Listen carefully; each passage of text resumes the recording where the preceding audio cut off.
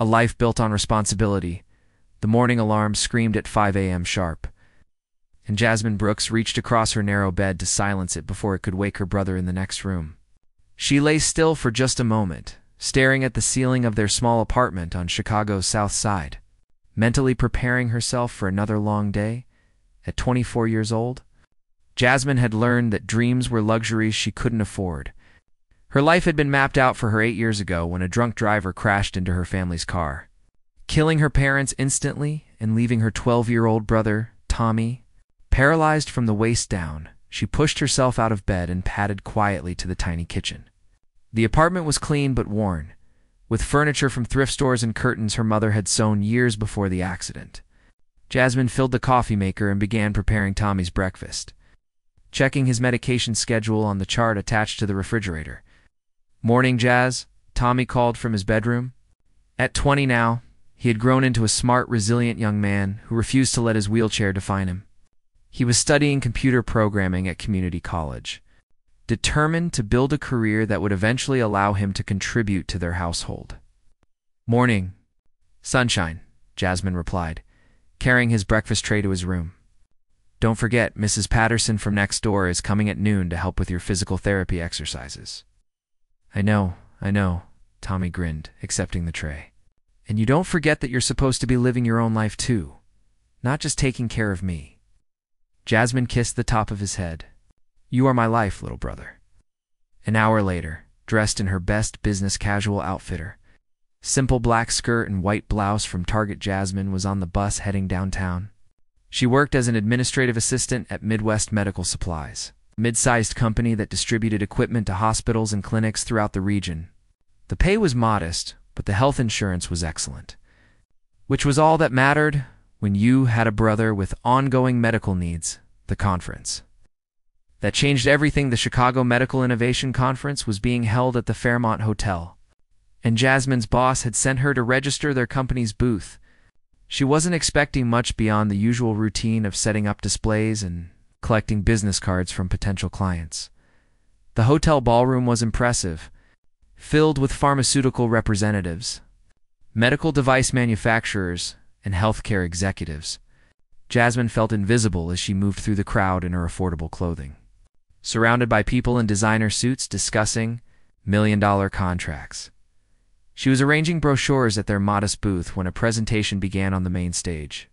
The speaker was introducing innovations in pain management medication, and despite herself, Jasmine found her attention drawn to the topic. Tommy struggled with chronic pain from his injuries, and she had spent years researching every possible treatment option. The traditional approach to neuropathic pain has always focused on symptom management rather than nerve regeneration, the presenter was saying. But what if we could actually repair the damaged neural pathways? Jasmine's hand shot up before she could stop herself. The presenter, a distinguished-looking man in an expensive suit, paused and gestured for her to speak. "Excuse me," Jasmine said, her voice steadier than she felt. "But isn't the challenge with nerve regeneration the blood-brain barrier? Most compounds that show promise in lab settings can't effectively cross that barrier to reach damaged nerves in the spinal cord." Ash. The room fell silent. Several people turned to look at her, surprise evident on their faces. The presenter smiled slowly. "You're absolutely correct," he said. "And that's exactly the problem we've been working to solve. May I ask where you studied neuropharmacology?"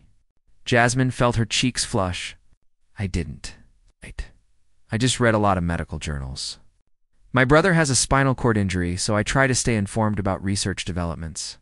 Before the presenter could respond, another voice spoke from the side of the stage. "That's one of the most insightful questions we've heard all day." Jasmine turned toward the voice and felt her breath catch. The man stepping forward was probably in his late 20s, tall and broad-shouldered with dark hair and striking green eyes.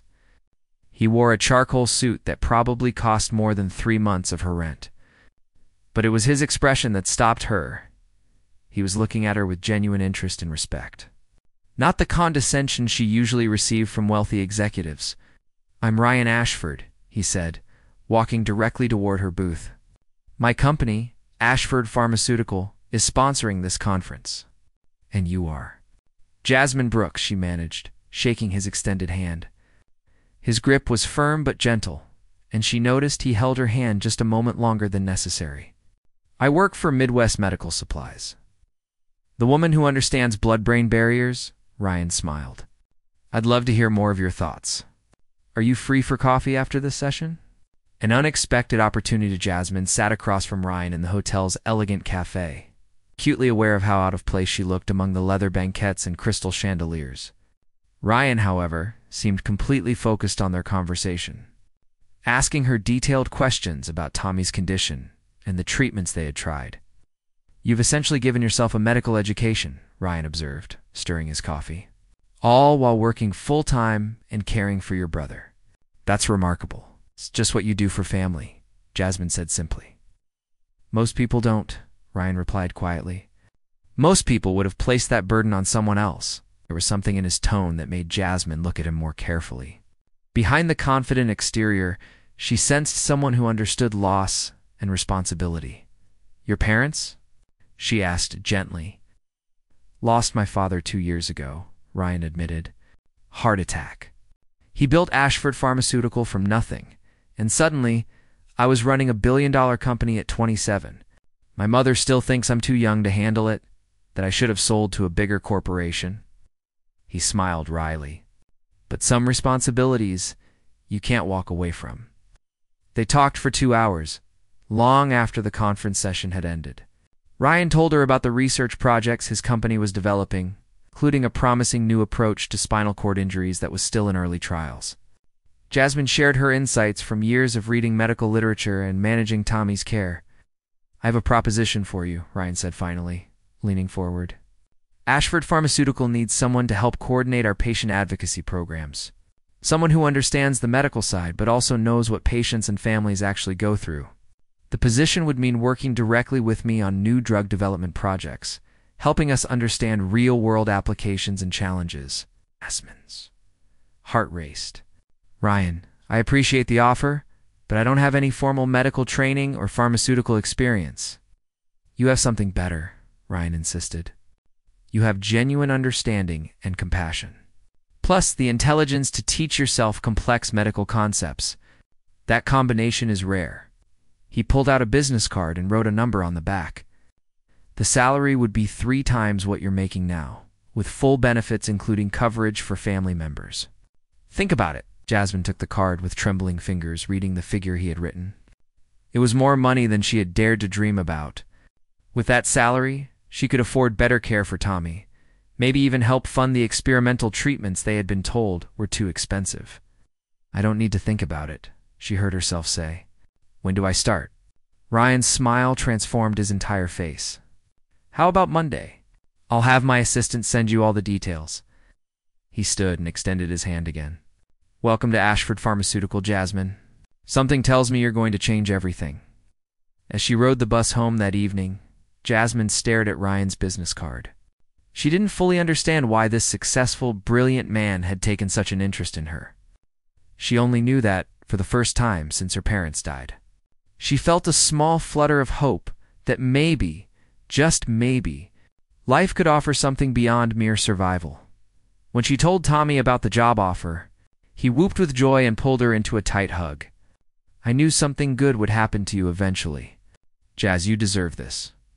What Jasmine didn't know was that Ryan was sitting in his penthouse office overlooking Lake Michigan. Unable to stop thinking about the brave, intelligent woman he had met that day, there had been something about her eyes, a combination of strength and vulnerability. It had reached past all his carefully constructed walls, for the first time in years. Ryan Ashford was thinking about something other than pharmaceutical compounds and profit margins. He was thinking about a woman who had touched his heart without even trying. The first day of everything, Monday morning, arrived with a mixture of excitement and terror. Jasmine stood in front of her closet, staring at her limited wardrobe with growing panic. Nothing seemed appropriate for working at a billion-dollar pharmaceutical company. Finally, she settled on her interview suit, a navy blazer and matching pants. She had bought at a consignment store 2 years ago. Tommy wheeled into her doorway. "You look great, Jazz. Stop worrying. I don't belong in that world," Jasmine confessed, turning to face her brother. "What if I make a fool of myself?" Then you'll be a fool who's making 3 times your old salary, Tommy grinned. Besides, that Ryan guy obviously saw something special in you. Trust his judgment. The Ashford Pharmaceutical headquarters occupied the top 15 floors of a gleaming skyscraper in the Loop. Jasmine's hands were sweating as she stepped into the marble, where a security guard directed her to the executive elevators on the 42nd floor. Ryan's executive assistant, a polished woman named Rebecca, greeted her warmly. Mr. Ashford is in a meeting, but asked me to get you settled. Your office is right next to his. My office. Jasmine repeated weakly. Rebecca smiled. Of course. You're the director of patient advocacy. That's a senior position. The office was larger than Jasmine's entire apartment. Floor-to ceiling windows offered a breathtaking view of Lake Michigan. The furniture was modern and elegant, with a massive desk, comfortable chairs, and even a small sitting area. This is too much, Jasmine whispered. Mr. Ashford insisted. Rebecca said, he wanted you to have everything you needed to do your work effectively. An hour later, Ryan knocked on her open door. He was wearing dark slacks and a crisp white shirt with the sleeves rolled up, looking both professional and somehow more approachable than he had at the conference. How are you settling in? He asked, stepping into her office. Honestly, I feel like I'm dreaming, Jasmine admitted. This is overwhelming. Ryan sat on the edge of her desk, his expression sincere. I know this is a big change, but I meant what I said at the conference. You have a perspective we desperately need. Too many pharmaceutical companies forget that behind every drug approval and clinical trial, there are real people suffering, hoping for relief. He paused. People like Tommy. The fact that he remembered her brother's name touched something deep in Jasmine's heart. Learning to navigate the first 2 weeks passed in a blur. Jasmine attended meetings, reviewed research proposals, and began building relationships with patient advocacy groups. Ryan included her in high-level strategy sessions, always asking for her input and actually listening to her answers. But it was the small moments that made Jasmine's heart race. The way Ryan would bring her coffee in the morning, prepared exactly how she liked it. The times he would stop by her office just to ask how Tommy was doing. The way his face lit up when she walked into her room. 3 weeks into her new position, Ryan invited her to accompany him on a site visit to Ashford Pharmaceuticals' research facility in Wisconsin. They would leave on a Friday morning and return Sunday evening. It's completely professional, Ryan assured her when he extended the invitation. We have a team of researchers there who are working on spinal cord injury treatments. I thought you might want to see their work firsthand, maybe even provide some input from a caregiver's perspective. Ow. Jasmine knew she should be focused entirely on the professional opportunity. But as they drove north in Ryan's Range Rover, talking about everything from medical ethics to their favorite books, she couldn't ignore the growing connection between them. The research facility was impressive, state-of-the-art complex surrounded by pristine Wisconsin woodland. Ryan gave her a comprehensive tour, introducing her to scientists and researchers who spoke passionately about their work. One team was developing a new compound that showed promise in helping damaged nerves regenerate. If this works, the lead researcher explained, we could potentially restore some function to people with spinal cord injuries. It's still years away from human trials, but the early results are encouraging. Jasmine felt tears prick her eyes. Thinking about Tommy, Ryan noticed immediately and gently guided her to a quiet corner. Are you okay? He asked softly. I'm just thinking about how this could change Tommy's life, Jasmine whispered. For 8 years, I've watched him struggle. If there's even a chance this treatment could help him. Ryan reached out and took her hand, the gesture feeling both natural and electric. That's why we do this work. That's why I needed someone like you on my team. You help us remember what we're really fighting for. The dinner that changed everything that evening, Ryan took Jasmine to a small restaurant in a nearby town. It was nothing like the expensive establishments she had imagined instead. It was a cozy family-owned Italian place with checkered tablecloths and candles and wine bottles. My father used to bring me here when I was a kid, Ryan explained as they settled into a corner booth. Before the company got huge, before everything became complicated, this place reminds me of simpler times. Over pasta and wine, their conversation drifted from professional topics to personal ones. Ryan told her about the pressure of running a company at his age, a constant fear that he would disappoint his late father's legacy. Jasmine shared stories about her parents, about the accident, about the night she had to decide whether to place Tommy in a care facility or figure out how to take care of him herself. "You were only 16, Ryan said, shaking his head in amazement. "How did you manage?" "You just do what needs to be done," Jasmine replied. "Love makes you stronger than you think you can be." Ryan was quiet for a moment, studying her face in the candlelight. "You're the most remarkable person I've ever met," he said finally. "And I need to be honest with you about something." Jasmine's heart started pounding. "Okay. I didn't just offer you this job because of your qualifications," Ryan admitted. "I mean, you are qualified, and you're doing incredible work. But from the moment I saw you at that conference, asking that brilliant question, I felt something I've never felt before. You're different from anyone I've ever known. You're real and honest and compassionate. And I can't stop thinking about you." Esmond's breath caught. "Ryan, I don't know what to say. You're my boss. You're from a completely different world." "You could have anyone. I don't want anyone," Ryan interrupted gently. "I want you.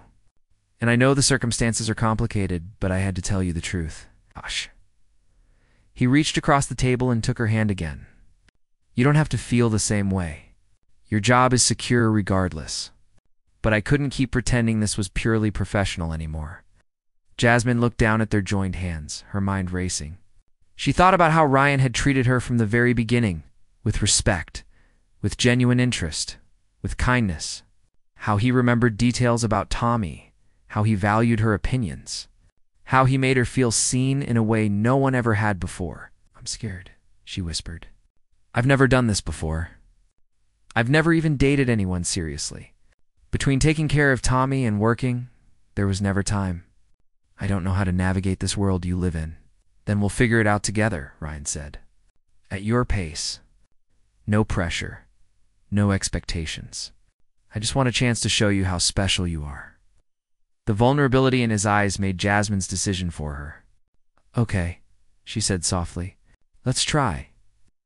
Ryan's smile was worth every ounce of fear she felt. Meeting the family a month later. Ryan invited Jasmine to Sunday dinner at his family's estate in Lake Forest. She had been dreading this moment since they had started dating, knowing that his mother would never approve of her son.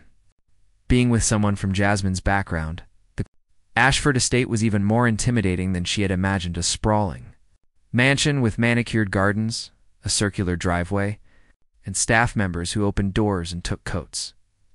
Ryan's mother, Catherine Ashford, was an elegant woman in her mid-50s with perfectly styled silver hair and jewelry that probably cost more than a car. Her smile when she greeted Jasmine was polite but cool. "So you're the young woman Ryan has been telling me about," Catherine said, her tone carefully neutral. "He says you've been quite valuable to the company." "I'm doing my best to contribute," Jasmine replied, willing her voice not to shake. Dinner was an ordeal. Catherine asked pointed questions about Jasmine's family background, her education, her long-term career goals. Each answer seemed to confirm the older woman's suspicions that Jasmine was not suitable for her son.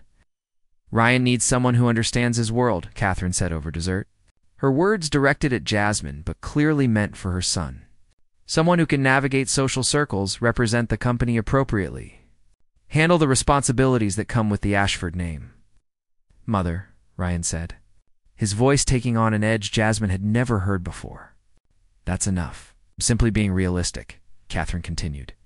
"You have responsibilities, Ryan. To the company, to our family legacy, to your future. Romance is wonderful, but marriage requires more than feelings." Jasmine felt her cheeks burning with humiliation. She set down her napkin carefully. "Mrs. Ashford, I understand your concerns. I know I'm not what you envisioned for your son. But I want you to know that I care about Ryan deeply, and I would never do anything to hurt him or damage what your family has built." "That's very sweet," Catherine said dismissively. "But caring isn't enough when—" "I said that's enough," Ryan interrupted, standing abruptly. "Jasmine is the most honest, hard-working, intelligent person I know. She's accomplished more with nothing than most people accomplish with every advantage. And if you can't treat her with the respect she deserves, then we're leaving." The silence that followed was deafening. Catherine stared at her son in shock, clearly not accustomed to being challenged. Ryan took Jasmine's hand and helped her up from her chair. "We're going." As they walked to his car, Jasmine felt tears streaming down her face. "I'm so sorry. I ruined your relationship with your mother?" Ryan stopped and turned her to face him, gently wiping away her tears. "You didn't ruin anything. My mother is used to controlling everything, but she doesn't get to control this. She doesn't get to make you feel less than the incredible person you are." "Maybe she's right, though," Jasmine said miserably. "Maybe I don't belong in your world." Ryan cupped her face in his hands. "Then I'll leave my world and join yours. Because wherever you are, that's where I want to be." He kissed her then, soft and tender, and Jasmine felt herself melting into his embrace. When they finally broke apart, she rested her forehead against his chest. "I've never been with anyone before," she whispered. "I don't know how to do any of this. We'll learn together," Ryan promised. "And I'll wait as long as you need. You're worth waiting for." The crisis that brought them closer 2 months into their relationship. Jasmine received a phone call that made her blood run cold. Tommy had been rushed to the hospital with complications from his injury, an infection that had spread dangerously fast. Ryan found her in her office, frantically gathering her things with tears streaming down her face. Without a word, he took her hand and led her to his car. He drove straight to the hospital, staying by her side as doctors explained that Tommy would need emergency surgery. "I can't lose him," Jasmine sobbed in the waiting room. "He's all I have left." "You have me too," Ryan said quietly, pulling her close. "And Tommy is going to be fine. He's got his sister's strength. The surgery took 6 hours." Ryan never left, bringing Jasmine coffee, holding her when she cried, calling in favors to ensure Tommy had the best surgical team available. When the doctor finally emerged with good news, Jasmine collapsed in relief. Ryan caught her, supporting her weight as if it were nothing. In Tommy's hospital room later that night, her brother, groggy but alert, looked at Ryan with new appreciation. "You really love my sister, don't you?" "More than anything," Ryan answered without hesitation. "Good," Tommy said, "because she deserves someone who sees how amazing she is. Just don't hurt her, or wheelchair or not. I'll find a way to make you regret it." Ryan laughed. "Deal." The truth she never told anyone: a week after Tommy was released from the hospital, Jasmine and Ryan were having dinner at his penthouse apartment. The view of the city was spectacular, but Jasmine barely noticed. She had been gathering courage all evening for a conversation she needed to have. "Ryan, there's something I need to tell you," she began. Setting down her wine glass, he immediately gave her his full attention, concern flickering across his face. "What is it?" "You know, I told you I've never dated anyone seriously," Jasmine said, her voice shaking slightly. "But it's more than that. I've never been with anyone at all. Never been kissed before you. Never been touched intimately. After my parents died, there was just no room in my life for romance. Every moment was about survival, about taking care of Tommy." She took a deep breath, forcing herself to meet his eyes. "I'm 24 years old and I've never experienced any of that. And I know for someone like you, someone who could have anyone, it must seem strange or maybe even unappealing." "Stop," Ryan said gently, moving to kneel in front of her chair. "Jasmine, look at me." She did, and the tenderness in his eyes made her want to cry. "Do you know what I see when I look at you?" Ryan asked. "I see the most beautiful, courageous woman I've ever known. A woman who sacrificed her own youth to care for her brother. A woman with the strength to build a life from nothing, and the intelligence to master subjects that intimidate people with fancy degrees. A woman whose first kiss I was honored to receive, whose trust I'm privileged to have." He took her hands in his. "The fact that no one has touched you before me, that makes me want to treat you like the priceless treasure you are. To show you what real love feels like. To prove that you deserve to be cherished and honored and adored." Tears were streaming down Jasmine's face now. "You really mean that?" "Every word," Ryan promised. "And I'll wait forever if that's what you need. When you're ready, if you're ever ready, I want to be the one who shows you how beautiful intimacy can be. Not because of passion or desire, though I feel both of those things, but but because you deserve to experience being loved completely by someone who would move heaven and earth for you. Jasmine pulled him close, burying her face in his neck. I love you, she whispered. I didn't want to. I tried not to, but I love you so much it terrifies me. I love you too, Ryan murmured against her hair. And you never have to be terrified with me. I've got you. Standing up to society the following month. Ryan was scheduled to attend a major pharmaceutical industry Galatha kind of event, where million-dollar deals were made and social hierarchies were reinforced. He invited Jasmine as his date, knowing full well it would cause ripples in his social circle. Jasmine wanted to refuse, but Ryan was insistent. I want everyone to see the woman I love. I want them to know that you're the most important person in my life. They went shopping together for a dressing experience that made Jasmine uncomfortable until Ryan helped her pick a simple but an elegant navy gown that made her feel beautiful rather than like she was wearing a costume. The gala was held at the Art Institute of Chicago, and from the moment they arrived, Jasmine felt the stares. Women in designer gowns whispered behind their hands. Men in expensive tuxedos looked at her with barely concealed curiosity and judgment. Ryan kept her close, introducing her to everyone as his girlfriend and business partner, making it clear through his body language and attention that anyone who disrespected her would answer to him.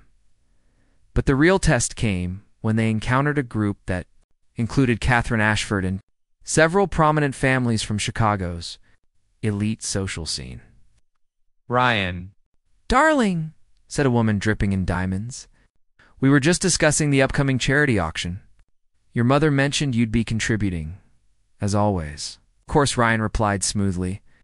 Jasmine and I will be donating together this year. The woman's smile became strained. How sweet. And what cause will you be supporting? Spinal cord injury research and patient support services, Jasmine said, clearly refusing to be intimidated. It's an area that desperately needs funding and attention. How specific, another woman commented with barely concealed condescension. Most of us prefer broader charitable efforts. Most of you have never watched someone you love struggle every day with a condition that society has largely forgotten. Jasmine replied, her voice calm but firm. Specific causes matter because specific people matter. There was a moment of uncomfortable silence. Then Catherine spoke, her voice surprisingly gentle. She's right. My late husband always said that charity without personal connection is just vanity. She looked at Jasmine with something approaching respect. Tell me more about this research. Ryan mentioned your brother's situation. The conversation that followed was civil, even warm. Catherine asked intelligent questions and seemed genuinely interested in the patient advocacy work Jasmine was doing at Ashford Pharmaceutical. Later, as they danced together, Ryan pulled Jasmine close. You were magnificent tonight. You didn't back down. Didn't apologize for who you are. Do you know how rare that is? How beautiful. I learned from someone who sees me for who I really am, Jasmine replied, resting her head on his shoulder. You make me brave. The promise of forever 3 months later on a crisp autumn evening. Ryan took Jasmine back to the Wisconsin research facility, where they had first acknowledged their feelings for each other. But this time, he led her to a spot she hadn't seen before, small clearing in the woods where the facility's founders had planted a memorial garden. This place is special to our company, Ryan explained as they walked hand in hand. My father planted these trees when we first broke ground on the facility. He said every good thing we build should have roots. He stopped in the center of the garden and turned to face her, taking both her hands in his. The setting sun cast a golden glow through the trees, and Jasmine's breath caught at the emotion in his eyes. Jasmine Brooks, you came into my life and changed everything. You showed me that real wealth isn't measured in dollars, but in courage and compassion and love. You've made me a better man, a better leader, a better person. He lowered himself to one knee, and Jasmine's hands flew to her mouth as she realized what was happening. I don't have a fancy speech prepared, Ryan continued, his voice thick with emotion. I just have the truth. I love you more than I thought it was possible to love anyone. I want to spend every day showing you how precious you are. I want to support Tommy's dreams and help fund research that might give him new possibilities. I want to build a life with you based not on what we have, but on who we are together.